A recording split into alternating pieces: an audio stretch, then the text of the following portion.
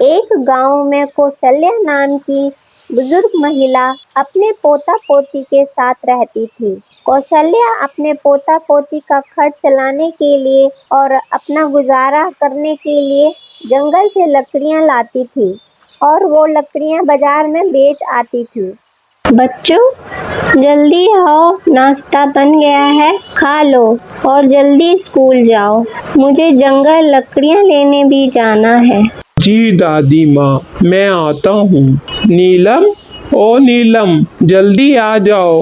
दादी जी ने नाश्ता तैयार कर दिया है, जल्दी आकर खा लो। तुम क्या पीहू के साथ ही खेलती रहोगी? स्कूल नहीं जाओगी?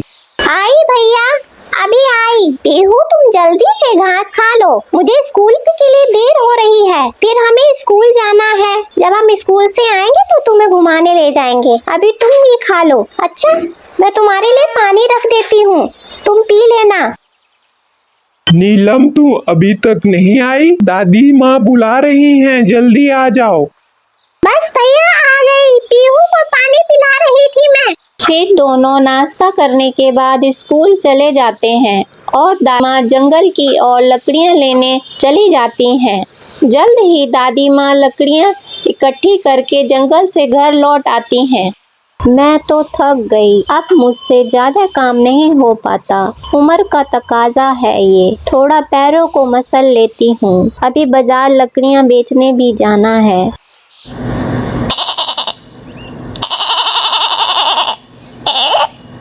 अरे अरे पीहू, क्या हुआ? क्यों मिमिहा रही हो? तुम्हारे दोस्त अभी स्कूल से आने वाले हैं, फिर तुम्हें ले जाएंगे वो जंगल की ओर घुमाने। तब तक तुम ये चाय पत्ते खाकर और पानी पीकर खुश रहो।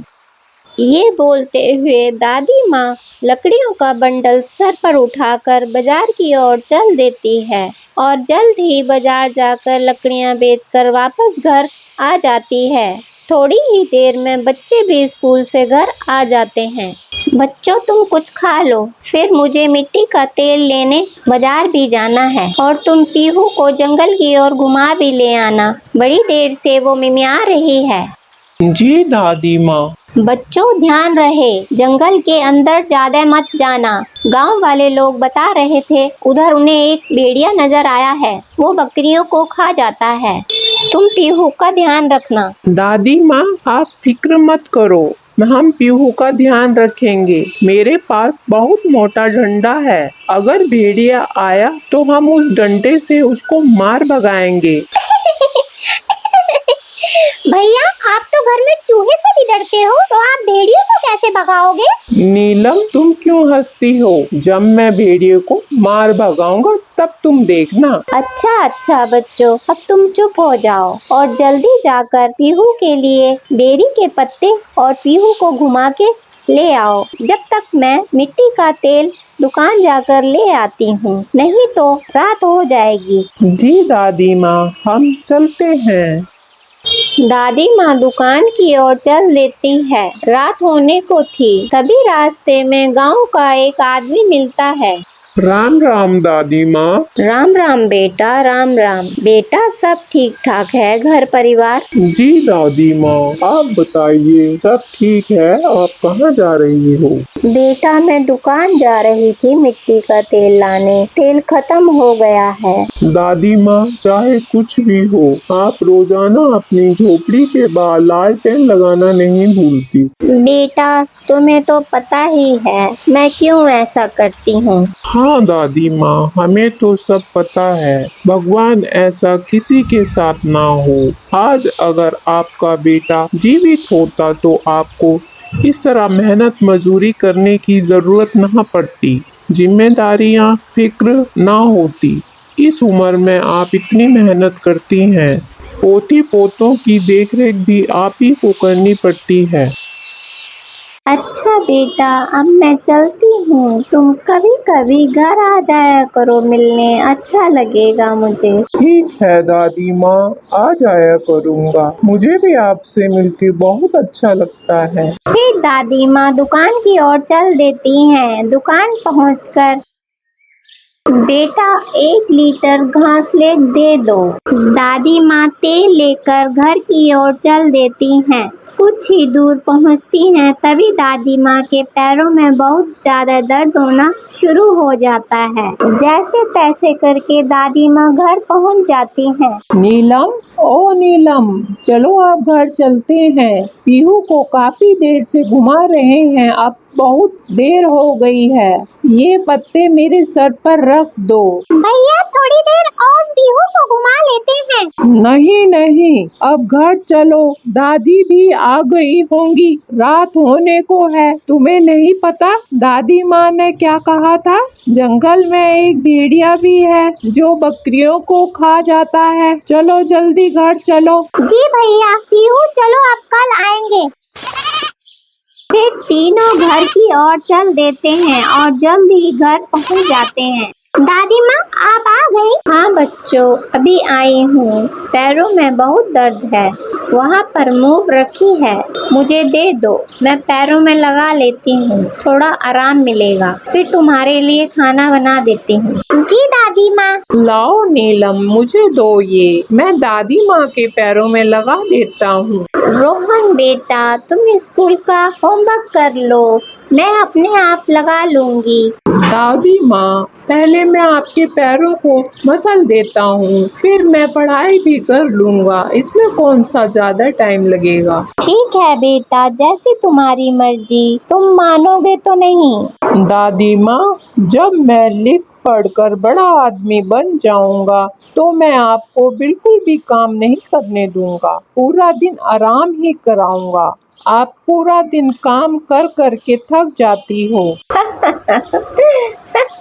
अच्छा, तुम्हें मेरी बड़ी फिक्र है। मुझे पता है मेरे बच्चों, मैं भगवान से यही दुआ करूंगी तुम दोनों खूब पढ़ाई लिखाई करो और बड़े आदमी बनो, ताकि तुम्हें अपने जीवन में सब कुछ मिल पाए।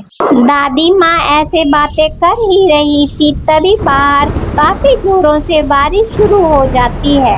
दादी माँ, बाहर काफी जोरों से बारिश शुरू हो गई है, मैं पीहू को अंदर ले आती हूँ, नहीं तो वो भीग जाएगी। हाँ नीलम, जल्दी पीहू को अंदर ले आओ। फिर नीलम पीहू को अंदर ले आती है। सभी खाना खाकर सोने की तैयारियां करते हैं। दादी माँ अपने झोपड़े के दरवाजे पर ही बैठ जाती हैं। काफी अंधेरी रात और तूफानी रात थी। दादी माँ पूरी रात लालटेन को ही निहारती रहती हैं। उन्हें ये चिंता थी कि लालटेन तेज हवा की वजह से बुझ ना जाए। इसी चिंता में दादी माँ पूरी रात लालटेन को ही देखती रहती हैं। वहीं समुद्र में एक व्यापारी जहाज में अपने घर लौट रहा था। भगवान, मैं इस तूफान में बुरी तरह फंस चुकी। दादी माँ अपने झोपड़े के दरवाजे पर ही बैठ जाती हैं। काफी अंधेरी रात और तूफानी रात थी। दादी माँ पूरी रात लालटेन को ही निहारती रहती हैं। उन्हें ये चिंता थी कि लालटेन तेज हवा की वजह से बुझ ना जाए। इसी चिंता में दादी माँ पूरी रात लालटेन को ही देखती रहती हैं। वहीं समुद्र में एक व्यापारी जहाज में अपने घर लौट रहा था।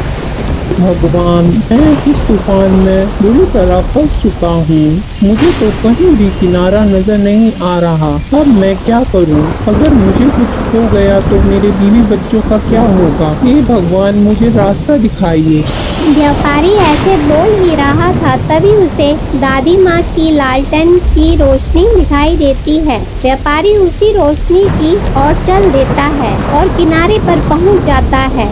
दादी माँ के झोपड़े के पास जाता राम है। राम माता जी, मैं एक व्यापारी हूँ। मेरा हीरो का व्यापार है। व्यापार के सिलसिले में मुझे समुद्र पार करके दूर जाना पड़ता है। आज जब मैं वापस लौट रहा था व्यापार करके, तभी एकाएक बरसात और तूफान शुरू हो गया और मैं बीच समुद्र में जहाज के बीचों बीच फंस गया। मुझे कुछ समझ नहीं आया, मैं इस तूफानी रात और अंधेरी रात में कैसे बाहर निकलूं। मैं इन तूफानी लहरों के बीच रास्ता भटक चुका था। मुझे कुछ समझ नहीं आ रहा था मैं क्या करूं। तभी एकाएक मुझे आपके घर के बाहर लगे लालटेन की लौ नजर आई और मेरे मन में एक उम्मीद जागी। मैंने तो आस ही छोड़ दी थी। माताजी, मैं बस इस लौ की रोशनी के कारण ही समुद्र से बाहर निकल पाया हूँ और मेरी जान बच पाई है।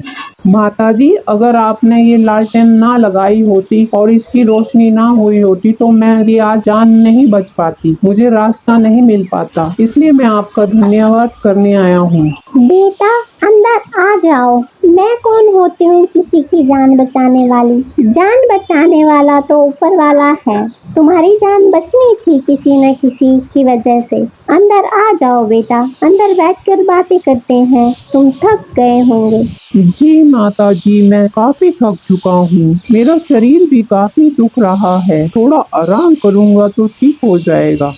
बेटा मैं तुम्हारे लिए काढ़ा बना देती हूँ और कुछ खाने को बना देती हूँ, तुम्हें अच्छा लगेगा। दादी माँ जल्दी से व्यापारी के लिए कुछ खाने को बना देती है और गरम गरम काढ़ा पिला देती है। व्यापारी कुछ खा